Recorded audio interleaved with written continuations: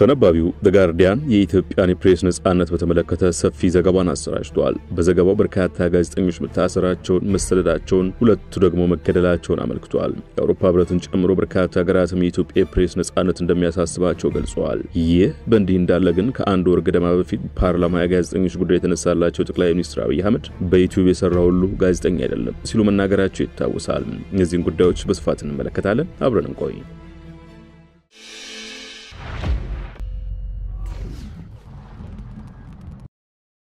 ኢትዮጵያ የዓለም የፕሬስ ነጻነት ቀንን እንደ አውሮፓውያን አቆጣጠር በግንቦት 2019 እንድታስተናግድ በተባበሩት መንግስታት ስትመረጥ 1000 ሰዎች ገደማ የተሳተፉበት ደማቅ ስነ ስርዓት ተካሂዷል። ከዚህ ደማቅ መርሃ ግብር አንድ ዓመት አስቀድሞ ስልጣን የያዙት ጠቅላይ ሚኒስትር አብይ አህመድ ለ10 ዓመታት የዘለቀውን ጭቆና አስወግደው ታይቶ የማይታወቅ የነጻነት ዘመን እንደሚያመጡ ቃል ገብተው እንደነበረም ጋዜጣው ያስታውሳል። ተሰደው በውጭ ሀገራት የሚገኙ ዜና አውታሮች ወደ ሀገር ቤት እንዲመለሱ ጥሪ ቀረበላቸው። የታሰሩ ጋዜጠኞች ተፈቱ፣ አዳዲስ ህትመቶችም ዳግም ይሁንና ይላል The Guardian ይሁንና የፕሬስ ነጻነትን እስከ ዘለቂታው ይቀጥላል የሚለው ተስፋ በጥቅምት 2013 ዓ.ም በፌደራሉ መንግስትና ህወሓት መካከል ጦርነት ሲቀሰቀስ በኖ ጠፋም። ጦርነቱ ካስከተላቸው ፈርጀ ብዙ የሰብአዊ መብቶች ጥሰቶች ባለፈ ጋዜጠኞች ወደ ትግራይ ክልል እንዳይሄዱ ተከለከሉ። ክልሉም የኢንተርኔትና ስልክ አገልግሎት ተቋርጦበት የግንኙነት መስመሮች ሁሉ ዝግ ሆኑ። መንግስትም የኢትዮጵያን ብሔራዊ ደህንነትን ሽብርተኛ ሲል ከፈረጀው ህወሓት ለመጠበቅ ሲል ገለልተኛ መገናኛ ብዙሃን ላይ ዘመተ። የሰሜን ኢትዮጵያው ጦርነት ሲቀሰቀስ በቅድሚያ መንግስት ግጭት የሚለውን ቃል ለመጠቀም አልፈቀደም ነበር። ይልቁንም የህግ ማስከበር ዘመቻ እያለ ነው የሚጠራው ሲል የሚያስታውሰው ሐሰታው ጎን ለጎን ፈጣን ድል የመጎናጸፍ መሻት ነበር ይላል። ከሁለት ዓመታት በኋላ ጦርነቱ ሲጠናቀቅ 600,000 ሰዎች መሞታቸው፣ እድሜያቸው ከ15 እስከ 49 የሚሆኑና 10% ገደማ የትግራይ ሴቶች የግዳጅ ወሲብ እንደተፈጸመባቸው ይፋ ሆኗል በማለት የሚቀጥለው ጋዜጣው የድንበር የለሽ ጋዜጠኞች ቡድን ዓመታዊ ፕሬስ ነጻነት የሀገራትን ደረጃ ወደሚዘረዝርበት ክፍል ይሻገራል። ኢትዮጵያ በተባበሩት መንግስታት የዓለም የፕሬስ ነጻነት ቀን እንድታከብር በተመረጠችበት የ2019 ዓመት የነበረችበት ደረጃ 110ኛ ሲሆን ጦርነት ከተቀሰቀሰ በኋላ ግን ወደ 145ኛ አሽቆልቁላለች ይላል ሪፖርቱ። በስም ያልተጠቀሰ አንድ ጋዜጠኛ ስለ ጊዜው ሲያስታውስ ፈተና የጀመረው ገና በጦርነቱ የመጀመሪያው ቀን ነው። ኢትዮጵያ ወደ እርስ በርስ ጦርነት እያመራች መሆኑን የሚያትት አንድ ጽሑፍ አሰራጫለሁ። ከዚያም ለመንግስቱ ውግንና ያላቸው አክቲቪስቶች የሲአይኤ ወኪል ነው የሚል ዘመቻ ከፈቱብኝ። እነዚህ ሰዎች በማህበራዊ መገናኛ ዘዴዎች ላይ 100 ሺዎች የሚቆጠሩ ተከታታዮች ያላቸው ሲሆን የኔን ፎቶም ያሰራጩ ነበር ሲል አስታውሷል። ወዲያው ግን በሶሻል ሚዲያ የነበረው ዛቻ ወደ አካላዊ ተቀየረ የሚለው ይኸው ጋዜጠኛ መኪና በማሽከረክርበት ወቅት ሰዎች መስታወታቸውን ዝቅ እያደረጉ ካለውበት መተው እንደሚገድሉኝ ይዝቱ ጀመር። በሶሻል ሚዲያ ለጥፎች ስር በአስተያየት መስጫው ሳጥን መኖሪያ ቤቴ እንደሚያውቁ መግለጽ መተው ጥቃት እንደሚፈጽሙ ይናገሩ ነበር።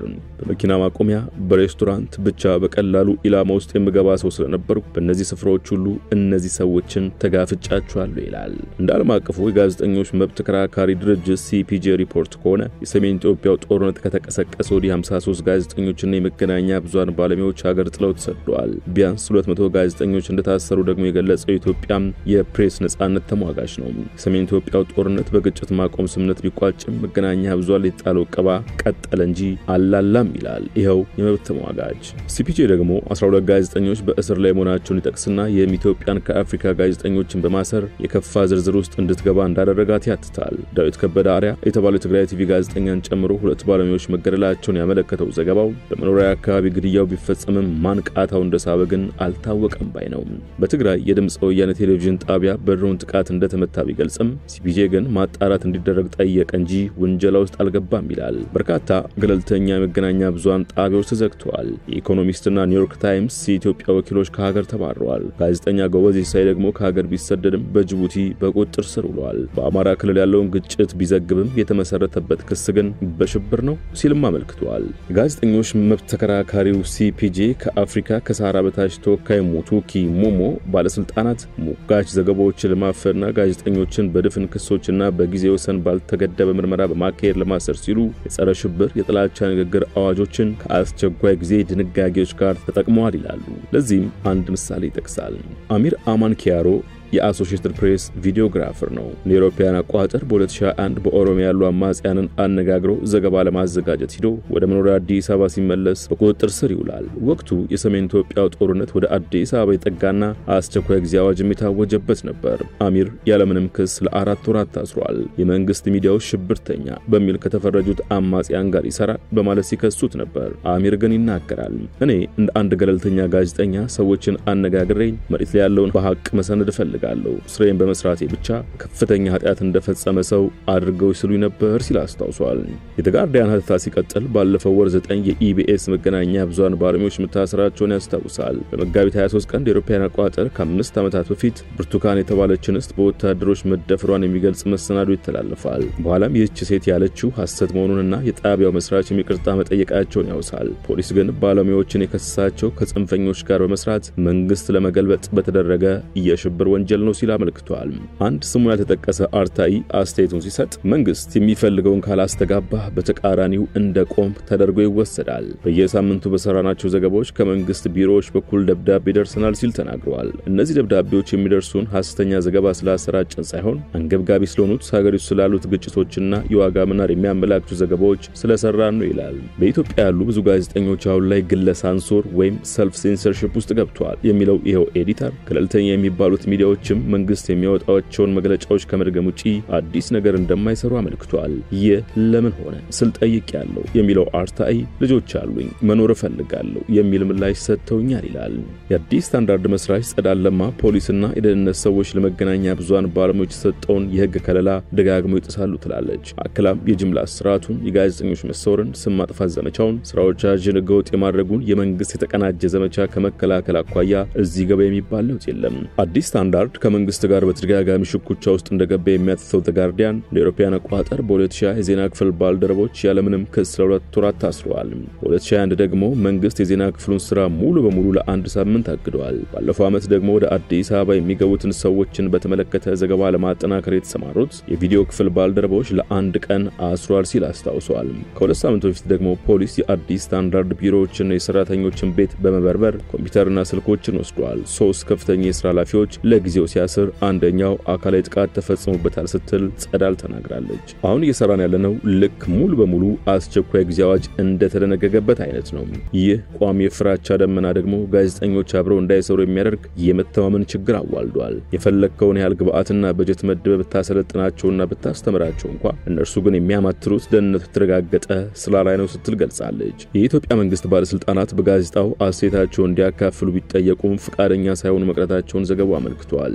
ይህ በእንዲህ እንዳለ ተቀማጭነታቸው በአዲስ አበባ ያደረጉ የ14 ሀገራት ኤምባሲዎች በኢትዮጵያ ሐሳብን በነጻነት መግለጽ ላይ ያለው ከፍተኛ ጫና መቀጠሉ እንደሚያሳስባቸው መግለጻቸው ይታወሳል። በኢትዮጵያ አውሮፓ ህብረት ተልዕኮ በኩሉ የፕሬስ ነጻነት አለመኖር መረጃ ማግኘት መብትንና የመተቸት ነጻነትን ያጓድላል ብሏል።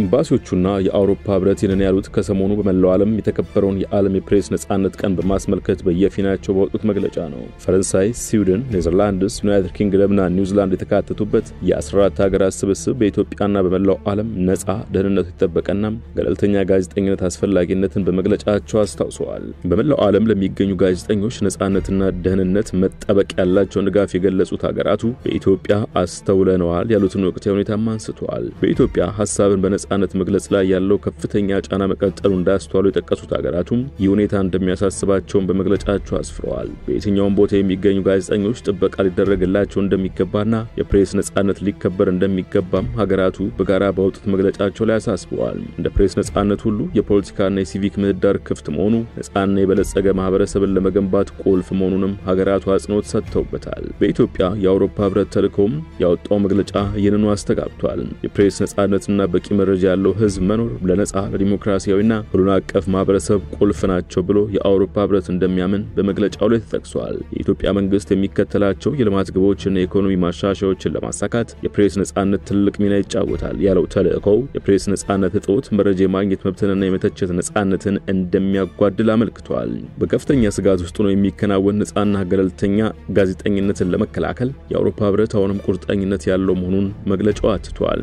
በሁለት መግለጫዎች የተነሳው አሳሳቢ የኢትዮጵያ የፕሬስ ነጻነት ሁኔታ ይፋ በተደረገው የዓለም አቀፍ የፕሬስ ነጻነት ዝርዝር ላይ ይበልጥ ተንጸባርቋል። ድንበር የለሽ የጋዜጠኞች መብት ተሟጋች ድርጅት RSF በአመቱ በሚያወጣው በዚህ ዝርዝር ውስጥ ኢትዮጵያ አምና ከነበረችበት 141ኛ ደረጃ ወደ 145ኛ ወርዳለች። የ180 ሀገራት የፕሬስ ነጻነት በተመዘነበት በዚህ ዝርዝር ኢትዮጵያ ዘንድሮ በጣም አሳሳቢ ከሚባለው ምድብ ውስጥ መውጣት አልቻለችም። በዚህ ምድብ ውስጥ የሚገኙ ሀገራት የጋዜጠኝነት ሙያን መተግበር አደገኛ ሆነባቸው አሊያም ደግሞ የፕሬስ ነጻነት ከናካቴው የሌለባቸው እንደሆኑ ድንበር የለሽ የጋዜጠኞች መብት ተሟጋች ድርጅት ገልጿል። ዓለም አቀፉ ማህበረሰብ ስጋቱን እንዲህ ቢገልጽም መንግስት ግን ይህን አይቀበልም።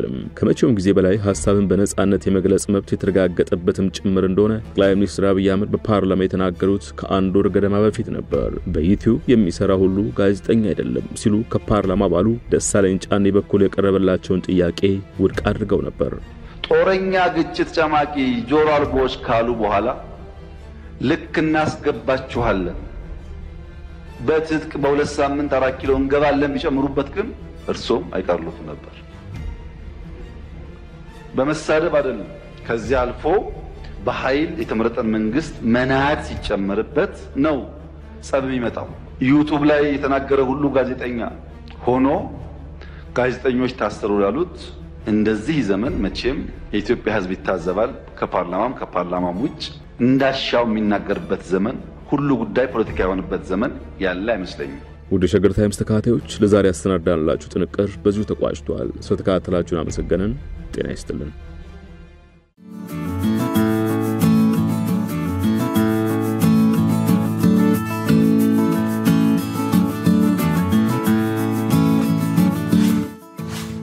ሸገር ታይምስ ሚዲያን ሰብስክራይብ በማድረግና ደወሉን በመጫን ይከተሉን።